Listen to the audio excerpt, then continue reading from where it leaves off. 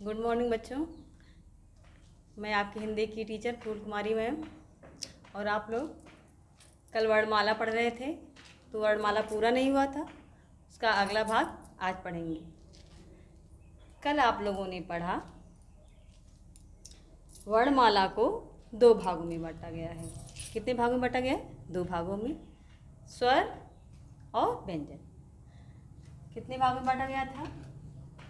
स्वर और व्यंजन। स्वर को 3 भागों में बांटा गया था। कितने भागों में? 3 भागों में। कौन कौन से?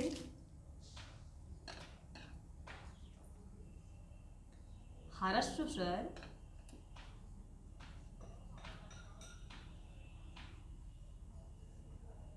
दीर्घ स्वर,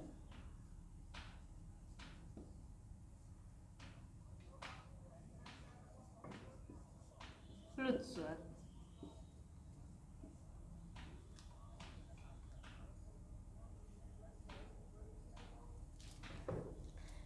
स्वर को कितने भागों में बांटा गया है? स्वर को 3 भागों में बांटा गया है। ह्रस्व स्वर, दीर्घ स्वर और प्लुत स्वर। ह्रस्व स्वर जिन स्वरों के बोलने में कम समय लगता है उन्हें ह्रस्व स्वर कहते हैं। जिन स्वरों के बोलने में अधिक समय लगता है उन्हें दीर्घ स्वर कहते हैं। और जिन स्वरों के बोलने में और भी अधिक समय लगता है उसे प्लुत स्वर कहते हैं। प्लुत स्वर का प्रयोग तो अब तो होता नहीं है, ठीक है? समझ में आ रहा है? चलिए आगे हमने पढ़ा था व्यंजन। कल हम लोगों ने स्पर्श व्यंजन पढ़ा था। स्पर्श व्यंजन। स्पर्श व्यंजन ऐसे व्यंजन जिनका उच्चारण करते समय वायु हमारी जिह्वा मुख के किसी न किसी भाग को अवश्य स्पर्श करती है। स्पर्श व्यंजन जिन वर्णों के उच्चारण में हमारी जिह्वा मुख के किसी न किसी भाग को स्पर्श करती है उन्हें स्पर्श व्यंजन कहते हैं। और स्पर्श व्यंजन को 5 भागों में बांटा गया था। सबसे पहले स्पर्श करने के आधार पे हमारी जिह्वा मुख के जिन जिन भागों को स्पर्श करती है उसी के आधार पर उनका नाम पड़ा है। सबसे पहले कंठ, तालु, मूर्धा, दंत और ओष्ठ।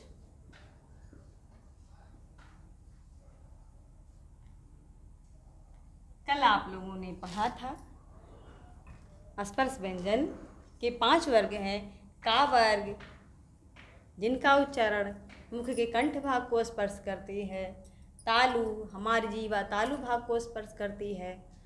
मूर्धा जिन वर्णों के उच्चारण में हमारी जीवा मूर्धा ऊपर के छत को स्पर्श करती है। और दंत जिन वर्णों के उच्चारण में दंत को स्पर्श करती है हमारी जीवा वे दंत वर्ण कहलाते हैं। और जो वर्ण ओठों को स्पर्श करते हैं वे ओष्ठ वर्ण कहलाते हैं। ठीक है, ये सब तो हम कल पढ़ चुके थे।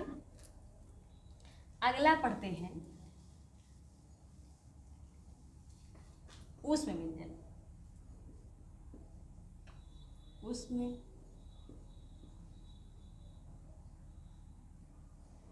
सबसे पहले अंतस्थ व्यंजन। अंतस्थ व्यंजन। अंतस्थ व्यंजन आप लोगों ने पढ़ा होगा या, रा, ला, वा। पढ़ा है या, रा, ला, वा। या, रा, ला, वा। ये है अंतस्थ व्यंजन। ऐसे व्यंजन जिनको बोलने में वायु हमारे मुख के किसी भाग को, किसी विशेष भाग को स्पर्श नहीं करती है। ऐसे व्यंजनों के बोलने में वायु हमारे मुख के किसी विशेष भाग को स्पर्श नहीं करती है और बहुत कम भाग को स्पर्श करते हुए अंदर की ओर, भीतर की ओर जाती है। तो ऐसे में जो वर्ण निकलता है उन्हें हम अंतस्थ व्यंजन कहते हैं। ठीक है, अंतस्थ व्यंजन कौन कौन से हैं? या, रा, ला, व। क्या है अंतस्थ व्यंजन? जिन वर्णों के उच्चारण में वायु हमारे मुख के किसी विशेष भागों को स्पर्श नहीं करती है, बल्कि बहुत कम भागों को स्पर्श करके भीतर की ओर होती हुई जाती है, अंतस्थ व्यंजन कहलाते हैं। अगला आपका ऊष्म व्यंजन। ऊष्म व्यंजन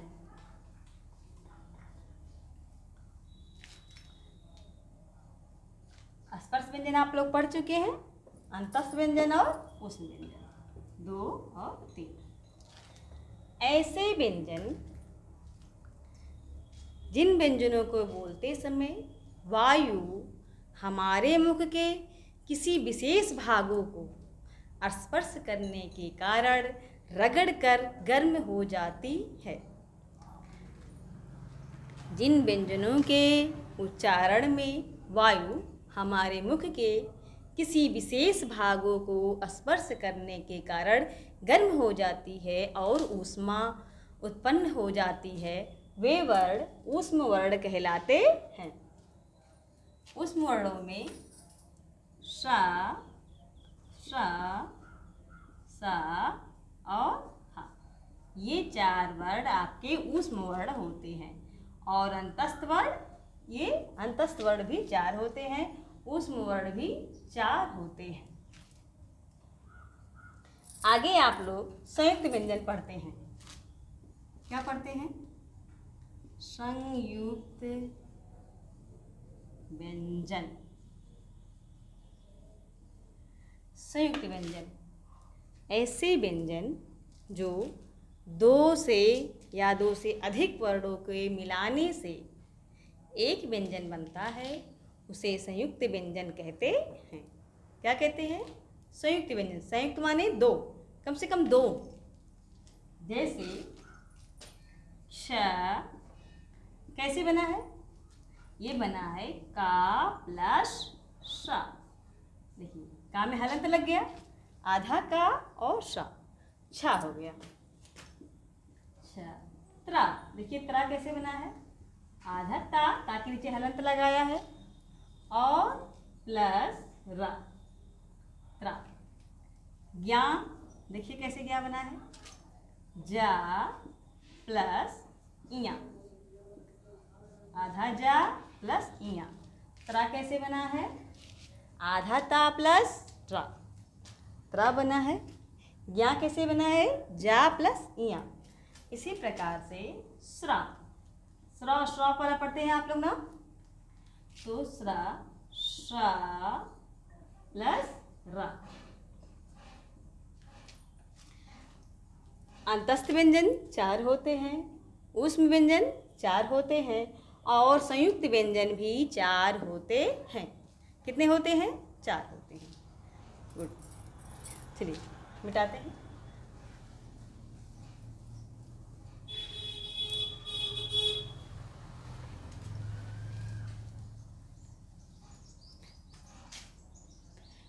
अब देखते हैं हम कि प्राणवायु से जब हम बोलते हैं तो उस समय हमारे मुख से हवा निकलती है, उसी को प्राण कहते हैं, श्वास जो निकलता है। तो ऐसे व्यंजन जिन वर्णों को, अब देखिए इसमें अल्पप्राण, महाप्राण। महा माने अधिक, अल्प मान थोड़ा सा।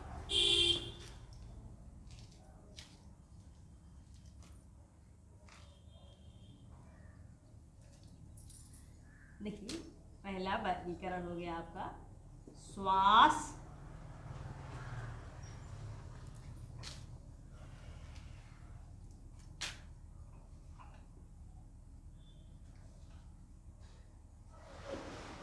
वायु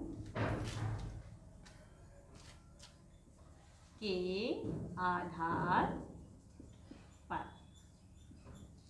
श्वास वायु जो जब हमारे मुख से वायु निकलता है कभी कभी जिन वर्णों के बोलने में कम वायु निकलती है उसे अल्प प्राण, और जिन वर्णों के बोलने में अधिक वायु निकलती है उसे महाप्राण कहलाते हैं। तो श्वास या श्वास वायु के आधार पर व्यंजन दो प्रकार के होते हैं। सबसे पहले अल्प प्राण। अल्प प्राण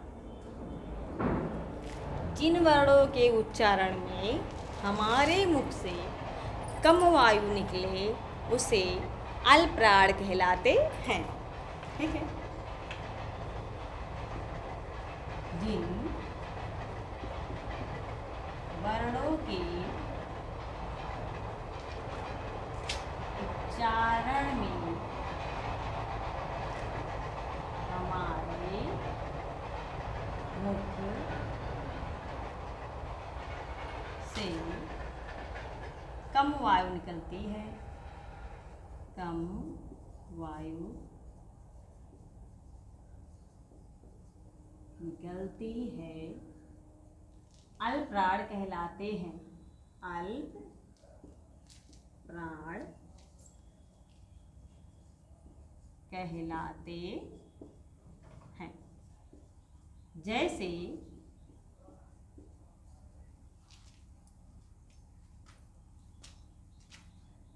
आप लोगों ने का वर्ग पढ़ा, का, खा, गा, घा और अंगा।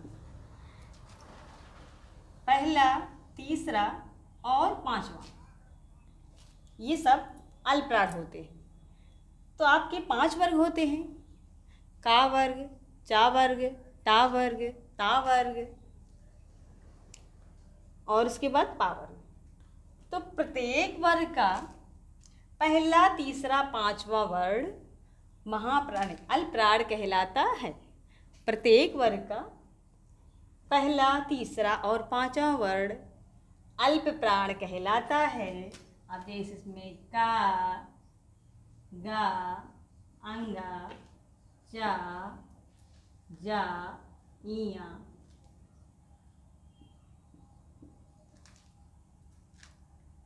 टा, डा, आड़ा, ता, दा और ना। ठीक है। ये सब क्या है? अल्प प्राण।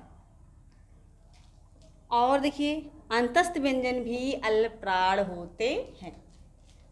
इसके अलावा प्रत्येक वर्ग का पहला, तीसरा और पांचवा वर्ण के अलावा जो आपके अंतस्थ व्यंजन होते हैं, अंतस्थ व्यंजन यानी कि या, रा, ला, वा, ये भी आपके अल्प प्राण कहलाते हैं।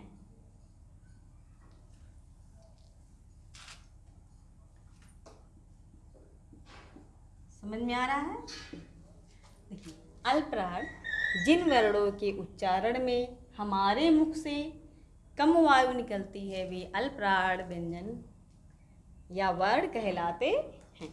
जैसे प्रत्येक वर्ग का पहला, तीसरा और पांचवा वर्ण और अंतस्थ व्यंजन अल्प प्राण कहलाते हैं। समझ में आ रहा है? गुड। चलिए अल्प प्राण के बाद महाप्राण।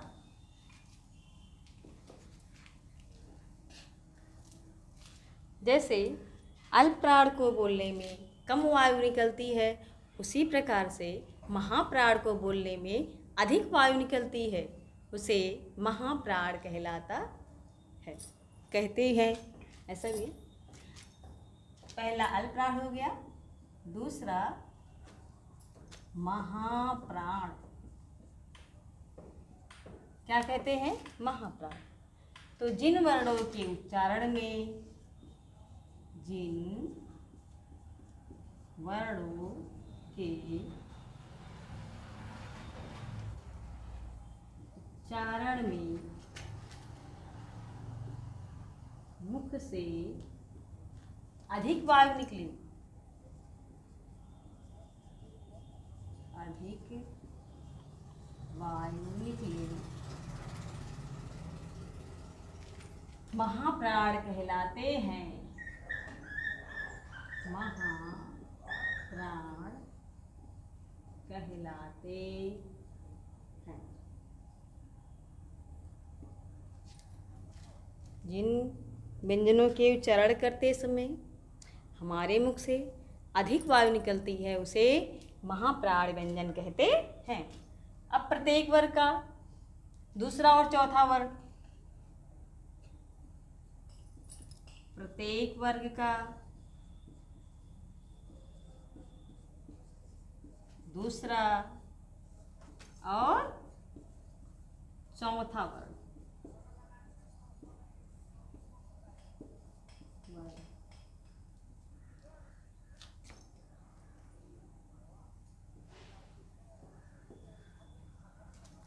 जैसे पहले वर्ग में खा और घा, फिर छा और झा, था और धा, था और धा। इसके अलावा दूसरे और चौथे वर्ण के अलावा उसमें व्यंजन भी महाप्राण होते हैं और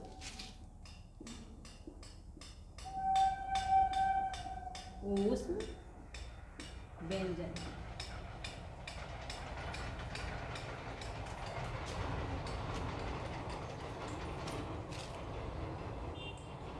महाप्राण होते हैं। ठीक है, अब इन क्लियर हुआ। जिन वर्णों के उच्चारण में मुख से अधिक वायु निकले वे महाप्राण कहलाते हैं। और पहला प्रत्येक वर्ग का दूसरा और चौथा वर्ण महाप्राण कहलाता है। इसके अलावा ऊष्म वर्ण भी महाप्राण कहलाते हैं। चलिए आगे देखते हैं।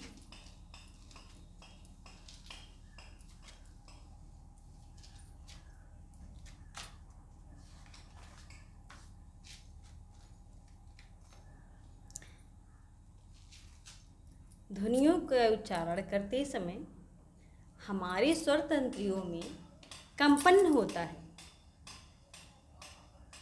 ध्वनियों के उच्चारण में हमारे स्वर तंत्रियों में कंपन होता है। इस प्रकार से स्वर तंत्रियों में कंपन होने के आधार पर इसे वर्णों को दो भागों में बांटा जाता है। देखिए, पहले श्वास के आधार पे पढ़ा हम लोगों ने, अब स्वर तंत्रियों में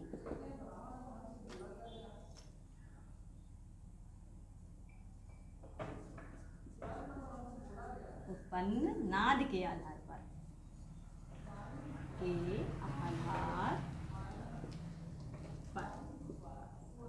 इसके आधार पर वर्णों को दो भागों में बांटा गया है। सबसे पहले सघोष, सघोष वर्ण, साघोष कैसे बोल रहे हैं? साघोष। घोष माने स्वर तंत्रियों में जो नाद उत्पन्न होता है, कंपन उत्पन्न होता है, उसे सघोष वर्ण कहलाते हैं। जिन वर्णों के उच्चारण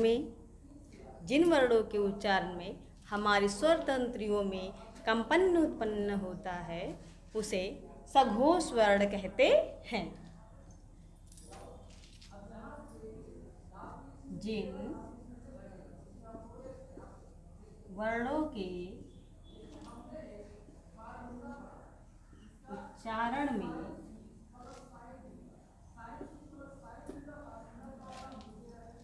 हमारे स्वर तंत्रियों में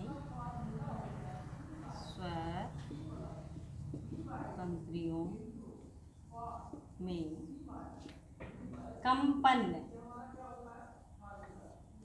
हो वे सघोष क्या कहलाते हैं? सघोष वर्ण कहलाते हैं। सघोष वर्ण कहलाते हैं। जैसे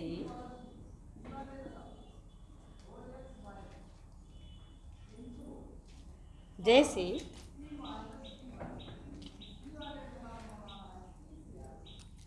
प्रत्येक वर्ग का पहला और दूसरा, पहला और दूसरा, एक मिनट, सॉरी, मैंने कहा जिन वर्णों के उच्चारण में हमारे मुख से स्वर तंत्रियों, हमारे मुख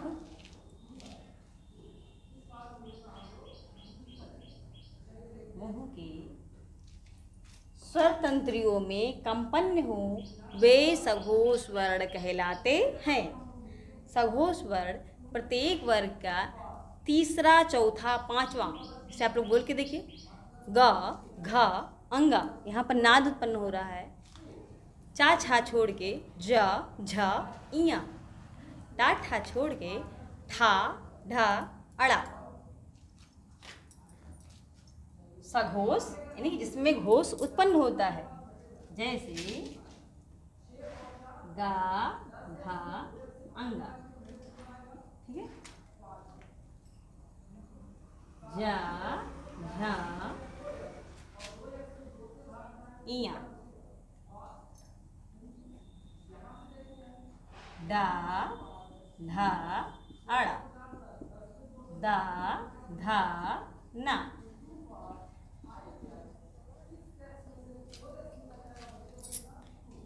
और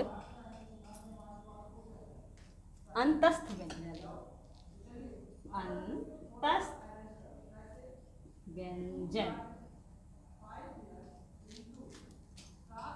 जैसे गा, घा, अंगा, जा, झ, इया, डा, ढा, आड़ा, ता, था को छोड़ के दा, धा, ना। और अंतस्थ व्यंजन, और लिखना है यहाँ पे, और अंतस्थ व्यंजन सघोष वर्ण कहलाते हैं। एकदम क्लियर हुआ? सघोष वर्ण क्या है? जिन वर्णों के उच्चारण में हमारे मुख के स्वर तंत्रियों में कंपन होता है, वे सघोष वर्ण कहलाते हैं। प्रत्येक वर्ग का तीसरा, चौथा, पांचवा, तीसरा, चौथा, पांचवा, तीसरा, चौथा, पांचवा, तीसरा, चौथा, पांचवा, तीसरा, चौथा, पांचवा और अंतस्थ व्यंजन सघोष वर्ण कहलाते हैं। चलिए आगे देखते हैं। सघोष हो गया अघोष।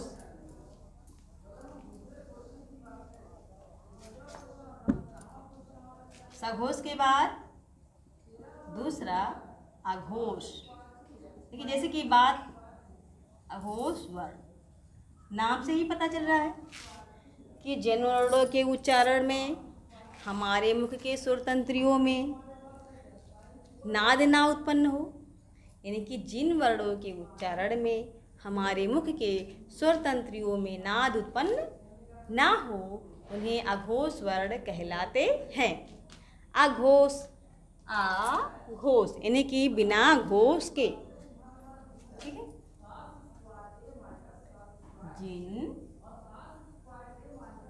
वर्णों के उच्चारण में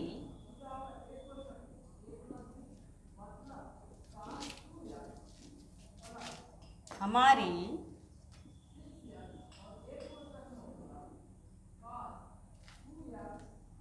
स्वर तंत्रियों में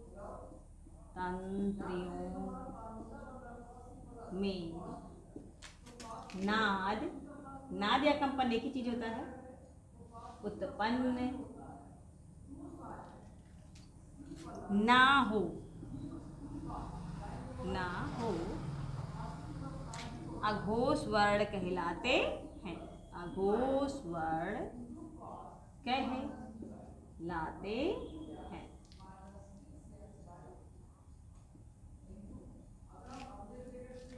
जिन वर्णों के उच्चारण में हमारे मुख कि स्वर तंत्रियों में नाद उत्पन्न ना हो वे अघोष वर्ण कहलाते हैं। जैसे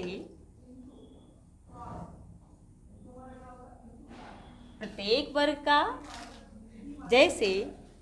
वर्ग का पहला दूसरा और उसमें व्यंजन, पहला दूसरा वर्ण प्रत्येक वर्ग का, जैसे का खा,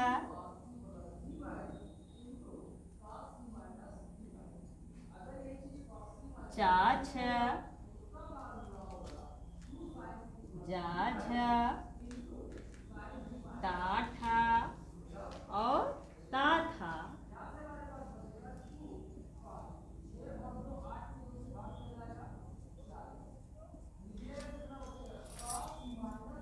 और ऊष्म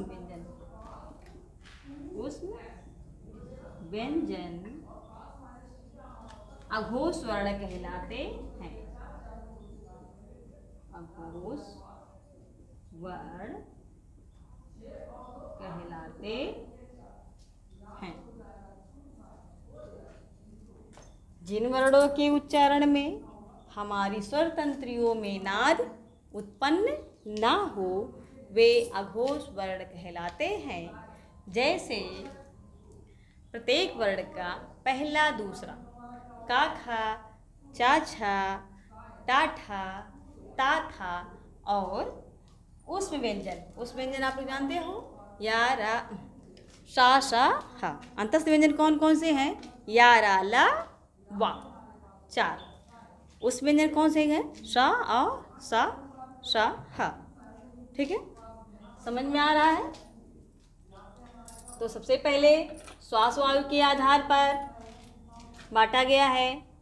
श्वास वायु के आधार पर हमने बांटा है अल्प प्राण और महाप्राण।